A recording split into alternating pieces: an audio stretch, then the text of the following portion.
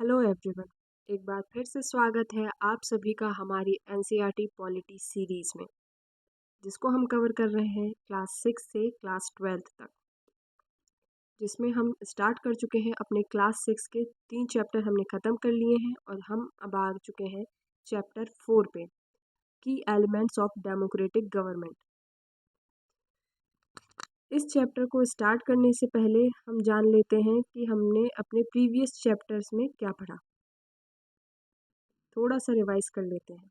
इस चैप्टर में हम बेसिकली पढ़ने वाले हैं कि एलिमेंट्स क्या हैं हमारी डेमोक्रेटिक गवर्नमेंट के, पीपल्स का पार्टिसिपेशन क्या है, रिजोल्यूशन ऑफ कन्फ्लिक्ट क्या है, इक्वालिटी और जस्टिस, ये सब चीज़ें क्या हैं जो हम इस चैप्टर के अंदर पढ़ेंगे। और हमने प्रीवियस चैप्टर में पढ़ा गवर्नमेंट के बारे में, जिसमें हमने पढ़ा कि 2 टाइप्स की गवर्नमेंट होती है।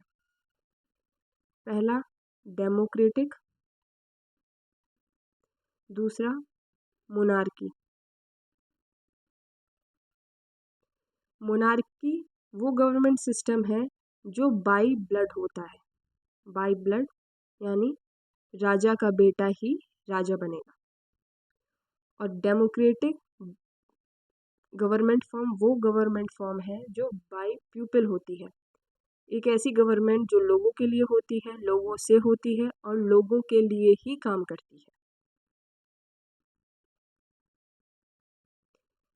अब देखते हैं,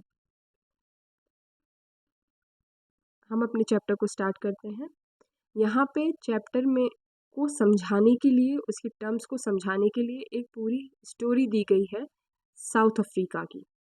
वहाँ पे लोगों का कैसा कैसा डाइवर्स थे लोग, कंट्री कितना डाइवर्स था, और डाइवर्सिफिकेशन के संग जो डिस्क्रिमिनेशन था, सेपरेशन था, उसको समझाया गया है। तो साउथ अफ्रीका एक डाइवर्स कंट्री है जहाँ पे कई रेसेस के लोग रहते हैं, जैसे black south Africans, white settlers, Indians जो एज अ ट्रेडर्स और लेबरर्स गए थे। ब्लैक साउथ अफ्रीकन्स यानी जो साउथ अफ्रीका के मूल निवासी है, वाइट सेटलर्स जो वहाँ जाके सेटल हो गए, और इंडियंस जो यहाँ से एज अ ट्रेडर या लेबरर गए थे। आप ये वर्ल्ड मैप में साउथ अफ्रीका और इंडिया को यहाँ पे देख सकते हैं। साउथ अफ्रीका का सबसे बड़ा सिटी जोहानिसबर्ग, जहाँ पे एक 11 साल की लड़की माया नायडू रहती थी, जो अपने माँ के संग कुछ काम करते वक्त उसने एक स्क्रैप बुक को डिस्कवर किया, जिसमें कुछ न्यूज़पेपर क्लिपिंग्स थी, कुछ फोटोग्राफ्स थी एक लड़के की, हेक्टर पीटरसन, जो एक 15 ईयर ओल्ड लड़का था, जिसको पुलिस की गोली लगने से जिसकी हत्या हुई थी और पुलिस ने उसे मार दिया था।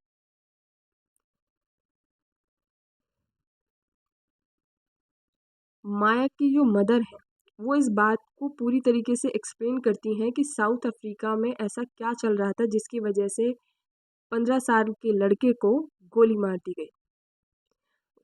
साउथ अफ्रीका में अपार्थाइड सिस्टम था, जिसे हम रेशियल सेग्रीगेशन कहते हैं, जिसमें लोगों को अलग अलग क्लासिफाइड लोगों की तरह सेपरेट कर दिया गया था। ब्लैक पीपल अलग, वाइट अलग, इंडियन अलग और कलर्ड रेंज अलग, जिनको एक दूसरे के संग रहने की इजाज़त नहीं थी, एक दूसरे के साथ कुछ शेयर नहीं कर सकते थे, ना तो वो पब्लिक ट्रांसपोर्ट या पब्लिक फैसिलिटीज़। इनके लिए बसेस भी डिफरेंट थी, बस स्टॉप भी अलग थे, एम्बुलेंस और हॉस्पिटल भी डिफरेंट थे।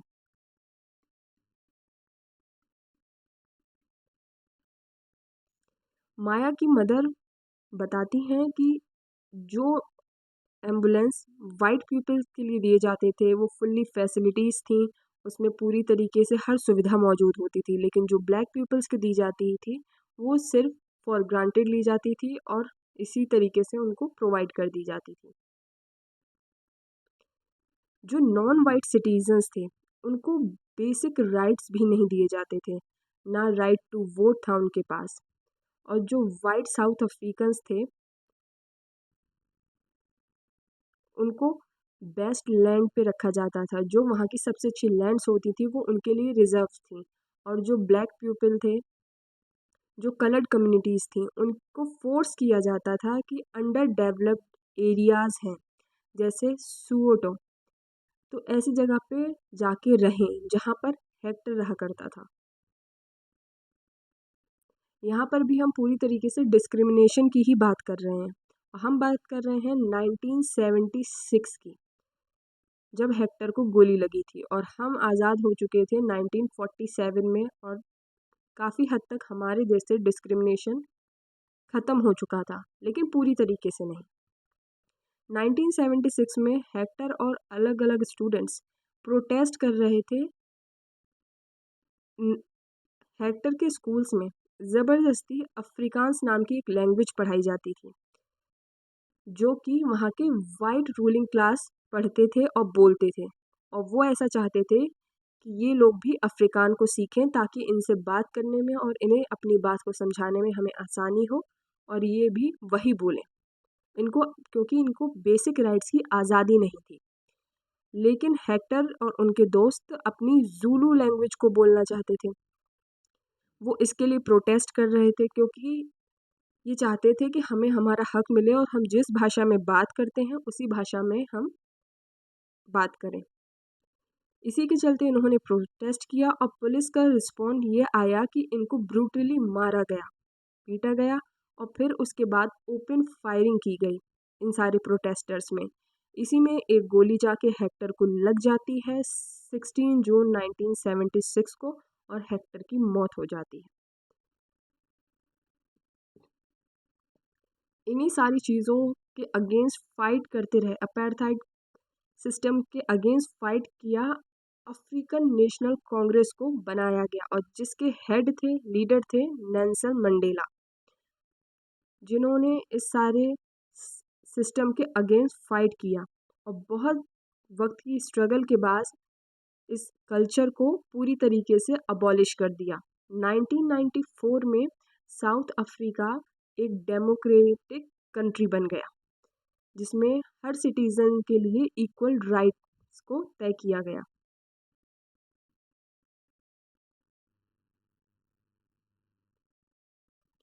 पार्टिसिपेशन, लोगों की क्या पार्टिसिपेशन है डेमोक्रेसी में। पहले हम देखते हैं रेगुलर इलेक्शन। जैसे हमारी डेमोक्रेसी में रेगुलर इलेक्शन होते हैं, ये एक एसेंशियल पार्ट है हमारी डेमोक्रेसी का, जो लोगों को अलाउ करता है वोट करने के लिए, अपने लीडर को चूज़ करने के लिए, और उनको लोग ये हक देते हैं कि वो हमारे बिहाफ पे डिसीजंस को बनाएं।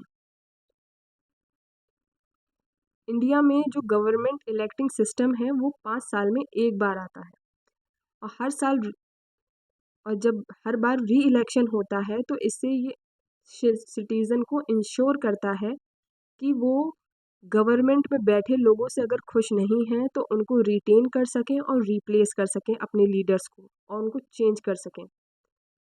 लेकिन इसका मतलब ये तो नहीं कि हम सिर्फ 5 साल में एक ही बार अपने इलेक्शन के ज़रिए ही इन्वॉल्व करेंगे या पार्टिसिपेट करेंगे अपनी गवर्नमेंट में। इस तरह के इलेक्शन ये इंश्योर करते हैं कि गवर्नमेंट की अकाउंटेबिलिटी क्या है, कि वो रिस्पॉन्सिबल है अपने काम के लिए, क्यों उन्होंने ऐसी पॉलिसीज़ बनाई, और उनको जवाबदेही भी होती है कि हमने ये पॉलिसीज़ बनाई हैं, इसका क्या फ़ायदा है, क्या नुकसान है।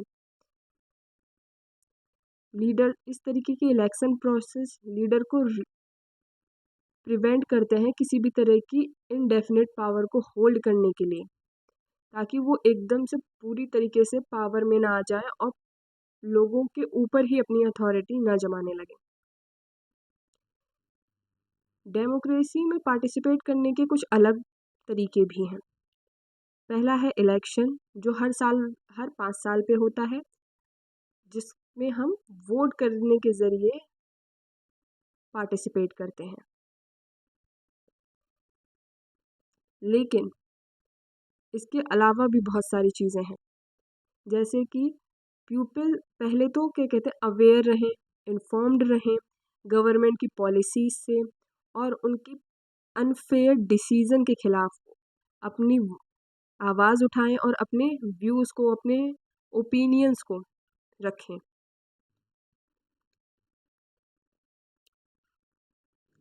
जैसे आप देख सकते हैं एज अ एग्जाम्पल दिया हुआ है कि 2005 में, अगस्त में 2005 में इलेक्ट्रिसिटी बिल्स को बहुत ज़्यादा, इलेक्ट्रिसिटी चार्जेस को बढ़ा दिया गया, जिसके लिए पीपल्स ने स्ट्रांगली अपोज्ड किया, रैलीज निकाली, सिग्नेचर कैंपेन चलाए।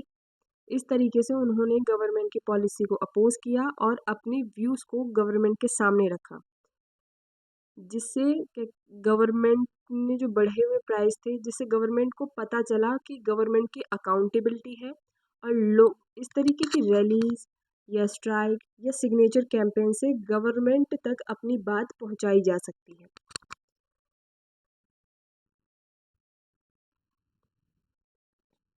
और गवर्नमेंट को इन्फ्लुएंस करा जा सकता है सिटीजन्स के एक्शन के द्वारा। हम इसमें प्रोटेस्ट कर सकते हैं, स्ट्राइक कर सकते हैं, इसमें रैलीज, पेटिशन, इस तरीके के स्टेप्स को उठाया जा सकता है, जिससे गवर्नमेंट को पता लगे कि इस तरीके की पॉलिसीज से हमारी जो जनता है उसको परेशानी है और उनके इस पे क्या व्यूज़ हैं, जिससे वो इसमें सुधार कर सके।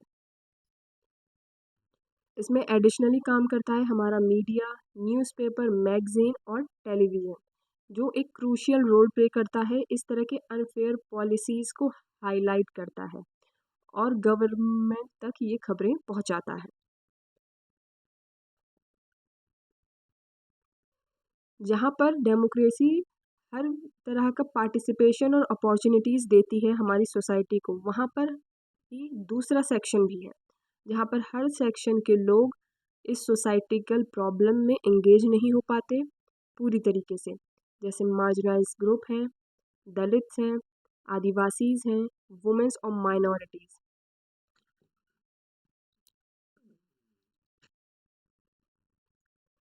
जो आज भी स्ट्रगल करते हैं अपनी वॉइस को गवर्नमेंट तक पहुंचाने में।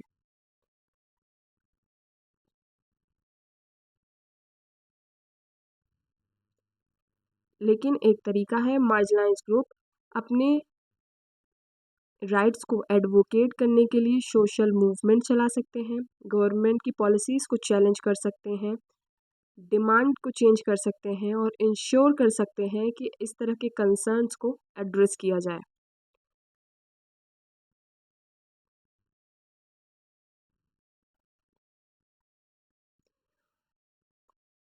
अगर इसी तरीके से सिटीजन्स के बीच अवेयरनेस रहेगी, इन्वॉल्व रहेंगे सिटीजन अगर हमारे गवर्नेंस में, तो डेमोक्रेसी हमेशा थ्राइव रहेगी, यानी कि हमेशा एक नेशन, एक स्टेट हमेशा डेमोक्रेटिक रहेगा, क्योंकि ये एक्टिव पार्टिसिपेशन को दर्शाता है हमारे पॉलिटिकल और सोशल इश्यूज़ में, और ये दिखाता है कि डेमोक्रेसी कितनी स्ट्रॉन्ग है, और ये इंश्योर करता है कि गवर्नमेंट की अकाउंटेबल हो और गवर्नमेंट अपने फैसलों के लिए रिस्पॉन्सिबल हो जो वो सिटीज़न के लिए ले रही है। Need to resolve conflict, conflict को रिजॉल्व करने की नीड।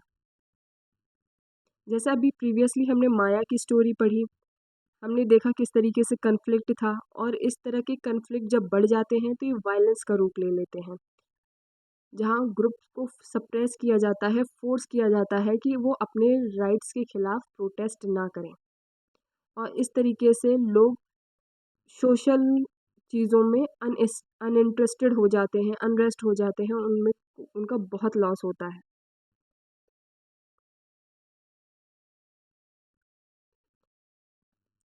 कन्फ्लिक्ट्स तब अराइज होते हैं जब डिफरेंट डिफरेंट कल्चर के, रिलीजन के, रीजन के और इकोनॉमिक बैकग्राउंड से लोग एक दूसरे के संग को एग्जिस्ट करने के लिए स्ट्रगल फील करने लगे, उन्हें लगे कि हम अनफेयरली ट्रीटेड हो रहे हैं, और इस तरह के कन्फ्लिक्ट्स वायलेंट हो जाते हैं जो सोसाइटी में टेंशन और फियर को बढ़ाते हैं।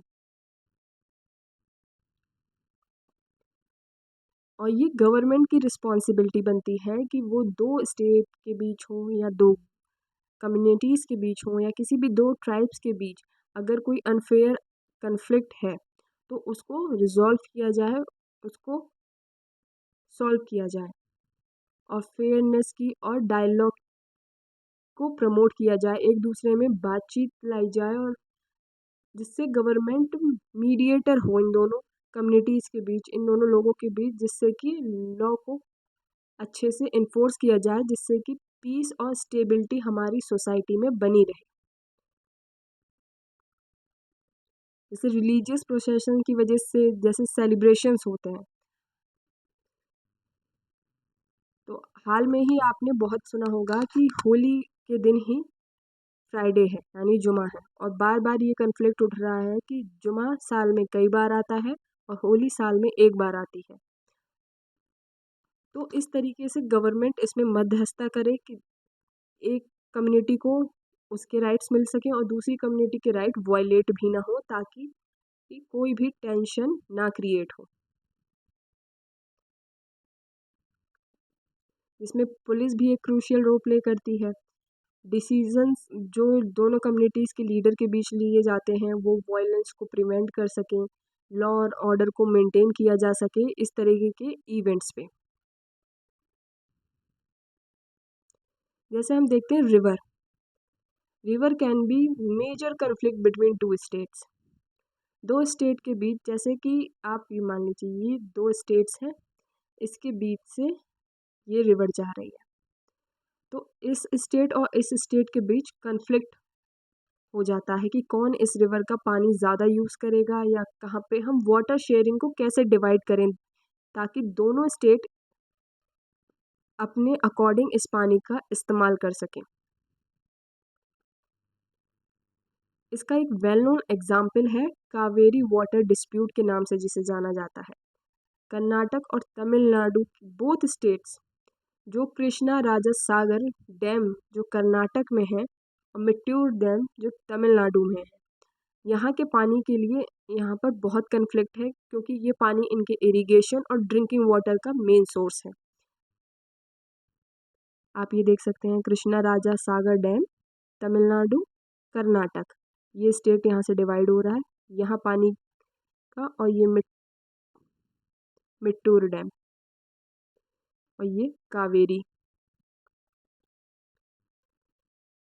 तो इस तरह के जो डिस्प्यूट्स हैं उसमें सेंट्रल गवर्नमेंट का एक रोल है, जो इन दोनों के बीच निगोशिएट करेगी और फेयर वाटर डिस्ट्रीब्यूशन करेगी दोनों स्टेट के बीच, ताकि जो उनकी नीड्स हैं और जो भी उनकी रिक्वायरमेंट है उसको इक्विटेबली पॉसिबल तरीके से पूरा किया जा सके। Equality and justice, equality and justice ये दो की प्रिंसिपल हैं डेमोक्रेटिक गवर्नमेंट के, और हमारी डेमोक्रेटिक गवर्नमेंट कमिटमेंट भी देती है पूरी तरीके से इक्वालिटी की और जस्टिस की, और ये दोनों आइडिया पूरी तरीके से डीपली इंटरकनेक्टेड है। जैसे अभी पास्ट की सारी चीज़ों में हमने देखा अनटचेबिलिटी, बेसिक राइट्स का हनन, education, transportation, medical facilities, place of worship, इस तरह के डिस्क्रिमिनेशन प्रैक्टिसेस हमने देखी, जो कि अब धीरे धीरे कानून की वजह से पूरी तरीके से अबॉलिश कर दी गई हैं। आज भी कई स्टेट्स में कई जगहों पे इन्हें प्रैक्टिस किया जाता है, लेकिन पहले से बहुत बेहतर है सब कुछ।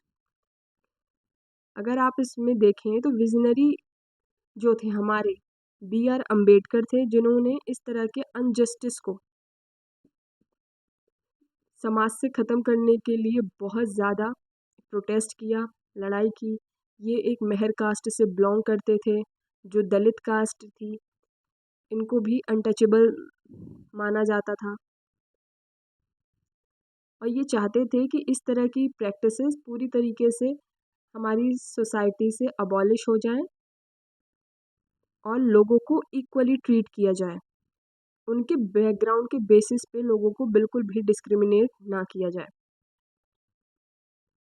इस तरह की जो भी इनइक्वालिटीज़ हैं समाज में, उसको गवर्नमेंट को एक्नॉलेज करना चाहिए, उसके लिए एक्टिवली वर्क करना चाहिए, उनको एड्रेस करना चाहिए, और इस तरह की पॉलिसीज़ बनानी चाहिए, इस तरह के इनिशिएटिव्स उठाने चाहिए कि जिससे वो फेयरनेस को, इक्वालिटी को और जस्टिस को प्रमोट कर सकें सोसाइटी में।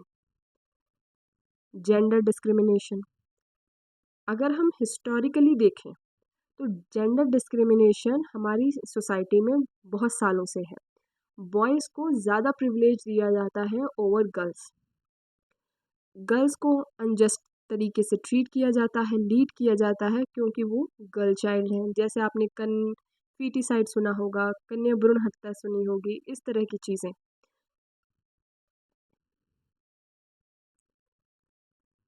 और इस तरह चीज़ों को काउंटर करने के लिए गवर्नमेंट इंट्रोड्यूस करती है स्पेशल प्रोविज़न, जैसे बेटी बचाओ बेटी पढ़ाओ, इस तरह की स्कीम्स को सपोर्ट किया जाता है और अवेयर किया जाता है लोगों को।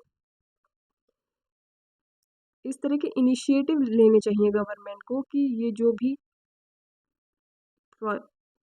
माल प्रैक्टिसेस हैं हमारी सोसाइटी में, इनको हम कम कर सकें, रिड्यूस कर सकें। अपनी स्कूल फीस स्ट्रक्चर को रिड्यूस करना चाहिए ताकि लोग अपने बेटों के संग अपनी बेटियों को भी पढ़ाने के लिए भेजें।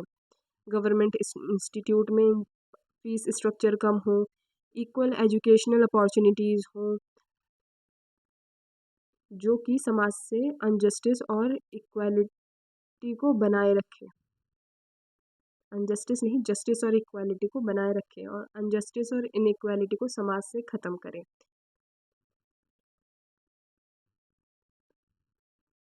तो अब हम देख लेते हैं अपनी समरी। पहले था south Africa and apartheid system. South Africa में हिस्टोरिकली बहुत डिवीज़न था, रेशियल सेग्रीगेशन था, लोगों को नॉन वाइट सिटीज़न जैसे ब्लैक ब्लैक वाइट इंडियन और कलर्ड, इस तरीके से लोगों को सेग्रीगेट किया जाता था। ना तो ये लोग एक दूसरे के साथ रह सकते थे, ना कोई तरीके की शेयरिंग कर सकते थे, इनके हॉस्पिटल्स अलग थे,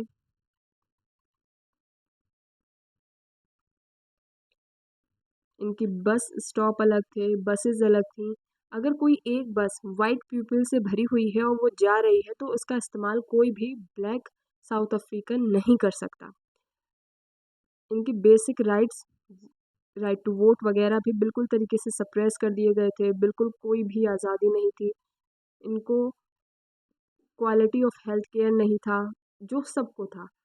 एजुकेशन सिस्टम नहीं था, वोटिंग नहीं थी, इस तरह की चीज़ों से इन्हें दूर रखा गया था। हेक्टर पीटरसन एंड सोवोटो अपराइजिंग, किस तरीके से हेक्टर पीटरसन ने प्रोटेस्ट किया और सोवोटो किस तरीके से बढ़ा। 1976 में 16 जून 1976 को हेक्टर पीटरसन को मार दिया गया था। एक स्टूडेंट इंक्लूड हेक्टर पीटरसन, इसने प्रोटेस्ट किया था against to force learn the Afrikaans language, और ये लोग पढ़ना चाहते थे जूलू को। पुलिस के रिस्पांस में वायलेंस हुआ और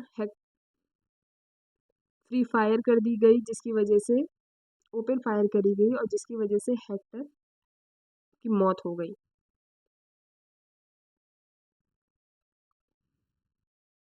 डेमोक्रेसी एंड पार्टिसिपेशन।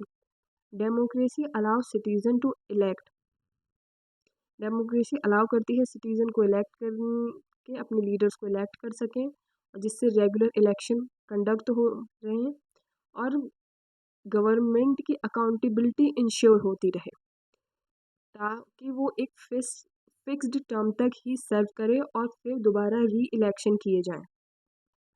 वोटिंग के अलावा भी बहुत सारे तरीके हैं पार्टिसिपेट करने के लिए कि हम अपनी गवर्नेंस में इंगेज रहें। उनके अगर कोई भी विचार या कोई भी पॉलिसीज़ हमें पसंद नहीं आती तो उसके खिलाफ प्रोटेस्ट करें, पेटिशन डालें, रैलीज़ करें, जिसमें मीडिया एक्टिविटीज़ भी आता है, और अपने अपने कंसर्न्स को एक्सप्रेस करें ताकि गवर्नमेंट अकाउंटेबल हो सके अपने डिसीज़न के लिए जो वो सोसाइटी और सिटीजन्स के लिए बनाती है। Resolving conflict in the society. Government play करती है बहुत इंपॉर्टेंट रोल किसी भी सोसाइटी में कन्फ्लिक्ट को रिजॉल्व करने के लिए, चाहे वो कन्फ्लिक्ट रिलीजन हो, रीजनल हो, इकोनॉमिक हो, या फिर किसी भी तरीके से हो। और वो इन्फोर्समेंट करें, कॉन्स्टिट्यूशनल प्रोविजंस लाए ताकि पीस और लॉ एंड ऑर्डर मेंटेन रहे सोसाइटी में, और लोग एक दूसरे के साथ को एग्जिस्ट कर सकें, उन्हें अनफेयरली ट्रीटेड ना लगे। Example of conflict resolution, releasing progress, जैसे इंटर स्टेट रिवर डिस्प्यूट, जैसे हमने पढ़ा कावेरी वाटर कन्फ्लिक्ट के बारे में। इस तरीके में जो गवर्नमेंट है वो एज अ निगोशिएटर काम कर सकती है, जिससे एक फेयर सोल्यूशन निकले और दोनों स्टेट के बीच टेंशन ना बढ़े, ताकि दोनों स्टेट पूरी तरीके से किसी भी रिवर के पानी का इस्तेमाल कर सकें अपने ड्रिंकिंग वाटर और इरिगेशन के लिए। Equality and justice in democracy, equality और जस्टिस दो आइडियल है डेमोक्रेसी के।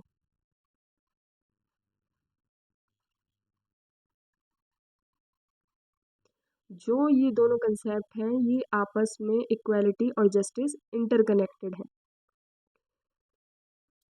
ये सोसाइटी से इनइक्वालिटीज़ को एलिमिनेट करते हैं, अबॉलिश करते हैं अनटचेबिलिटीज़ को, और इस तरीके के इनिशिएटिव्स चलाए जाते हैं ताकि मार्जिनलाइज ग्रुप जो हैं और जो कम्युनिटीज़ हैं उनको फेयरनेस इंश्योर की जा सके और इक्वालिटी और जस्टिस प्रमोट किया जा सके सोसाइटी में।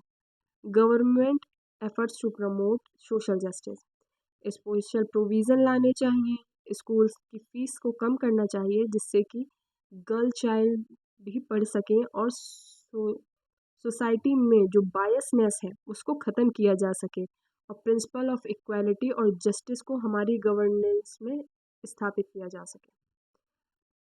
आई होप आपको ये चैप्टर समझ आया होगा। एक बार और अगर हम रिकॉल करना चाहें सिर्फ 1 मिनट में तो हम देख सकते हैं कि पहले हमने देखा कि साउथ अफ्रीका में एक अपार्थाइड सिस्टम था जिसमें लोगों को रेस के बेसिस पे सेग्रीगेट किया जाता था, यानी सेपरेट किया जाता था, जिसमें हमने देखा black people, white, Indian and coloured. White peoples को हर तरह की सुविधा थी, चाहे वो अच्छे लैंड में रहें, अच्छी फैसिलिटीज़ मिले उनको या फिर अच्छी एजुकेशन मिले। लेकिन ब्लैक पीपल को और ये इंडियन और कलर्ड इनको कोई भी बेसिक जो राइट्स थे वो तक इनसे छीन लिए गए थे। ना इन्हें वोट करने का राइट था, ना इनके लिए अच्छा लैंड था, डेवलप लैंड पे इनको रहना पड़ता था, और ना ही इनके लिए सारी सुविधाएं प्रॉपर थी। बाद में 16 जून 1976 को हेक्टर पीटरसन नाम के लड़के को गोली मार दी गई इसी तरीके के प्रोटेस्ट में, क्योंकि उसको ज़बरदस्ती अफ्रीकांस लैंग्वेज पढ़ाई जाती जा रही थी और वो ज़ूलू पढ़ना चाहता था। फिर इसी प्रोटेस्ट को आगे लेके बढ़े नेल्सन मंडेला, जिसने क्या कहते हैं अफ्रीकन नेशनल कांग्रेस को बनाया और समाज से इनइक्वालिटी और रेसिज्म को ख़त्म करने के लिए पूरी तरीके से जद्दोजहद की और वो इसमें कामयाब भी हुए।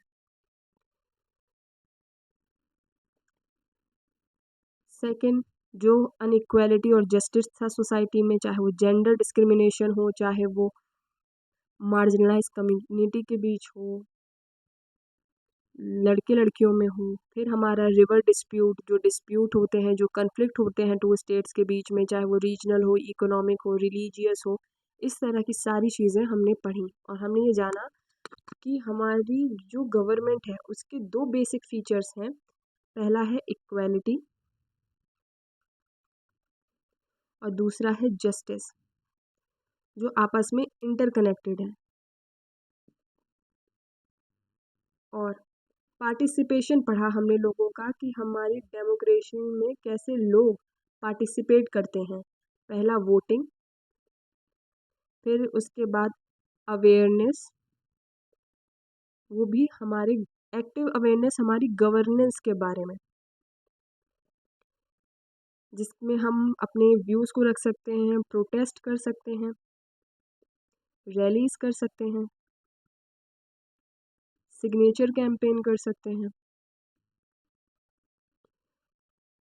और मीडिया इसमें एक इम्पॉर्टेंट और क्रूशियल रोल प्ले करता है ताकि गवर्नमेंट अकाउंटेबल रहे और उसे पता लग सके कि हमें उसकी पॉलिसीज से किस तरीके की दिक्कतें हैं। ये सारी चीज़ हमने पढ़ी। आई होप आपको लेक्चर इंटरेस्टिंग लगा होगा और समझ आया होगा।